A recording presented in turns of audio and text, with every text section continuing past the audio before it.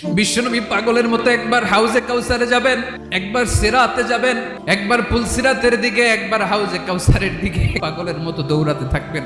তার কোনো গুনাহগার উম্মত যাতে জাহান্নামে ঢুকে না যায়। কিয়ামতের ময়দানে মানুষগুলো পাগল পাড়া হয়ে আল্লাহর নবী সাইয়েদনা আদম আলাইহিস সালামের কাছে যেয়ে বলবে, ও আদম নবী, আপনি দুনিয়ার বুকে প্রথম নবী, আপনি আল্লাহরে যে সুপারিশ করেন যেন আল্লাহ বিচার শুরু করে। আদম আলাইহিস সালাম বলবেন, আমি পারবো না, তোমরা সবাই মিলে বনি ইসরাইলের নবী মুসা আলাইহিস সালামের কাছে যাও। মানুষগুলো বলবে, বাঁচার কোনো উপায় নাই, 50,000 বছর মানুষ এরকম দৌড়াবে, আল্লাহ যদি বিচারটা শুরু করতো, যা হবার হবে, আগে বিচার শুরু করুন। বিচারই শুরু হয় না।